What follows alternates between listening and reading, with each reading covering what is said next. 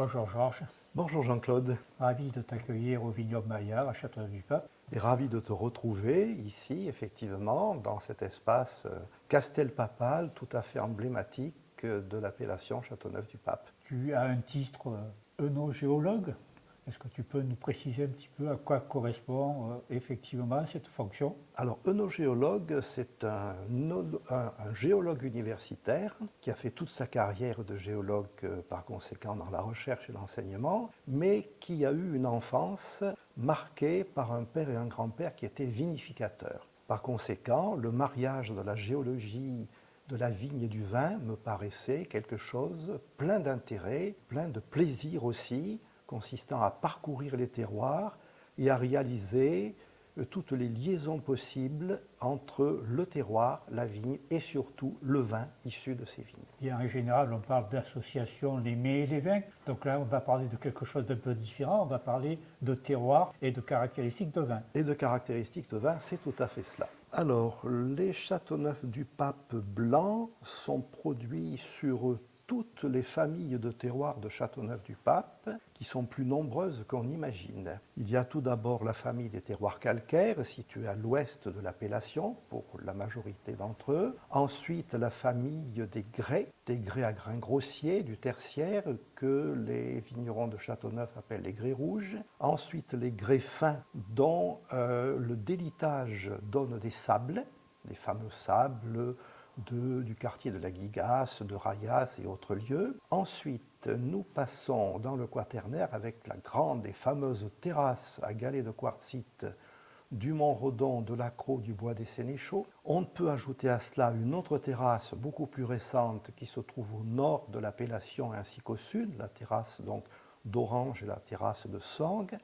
Et enfin, tous les terroirs de versant, puisqu'à partir du moment où un relief est soumis à l'érosion, il livre sur les pentes des versants toutes sortes de matériaux qui vont se combiner, et c'est sans doute la famille de terroirs la plus complexe.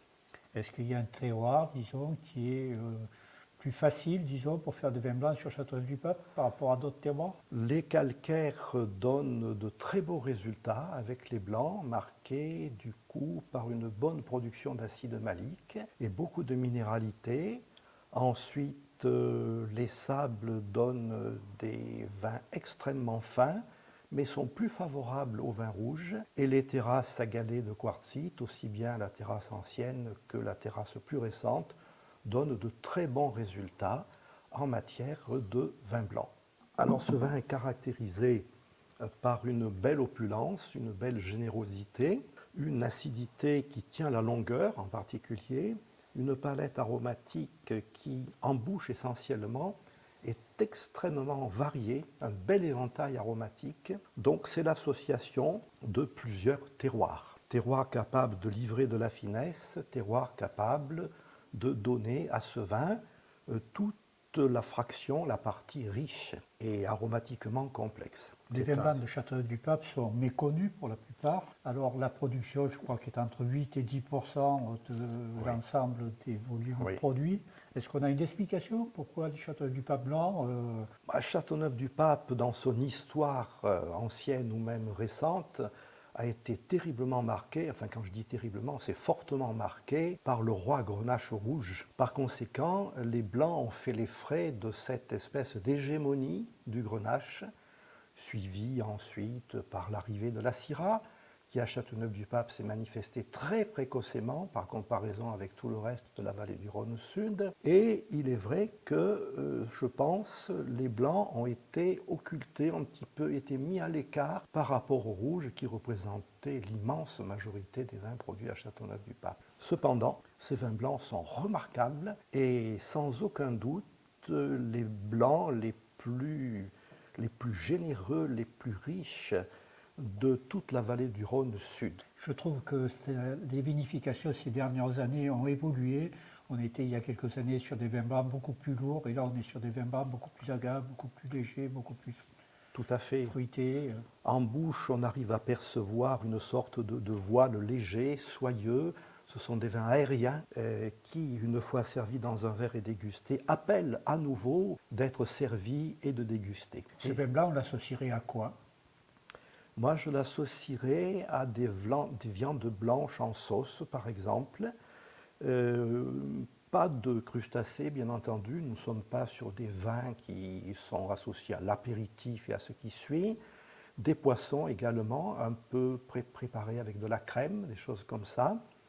Le veau également, une jolie pièce de veau cuisinée avec des champignons et de la crème, des viandes blanches en tout cas. Et J'en ai l'eau à la bouche. Tu en as l'eau à la bouche. Les restaurants viennent de rouvrir, vont rouvrir, donc c'est le moment d'en profiter. Et également sur les fromages, et des fromages qui ont une certaine tenue, un vieux comté et un Châteauneuf-du-Pape tel que celui-ci, c'est un mariage pleinement réussi.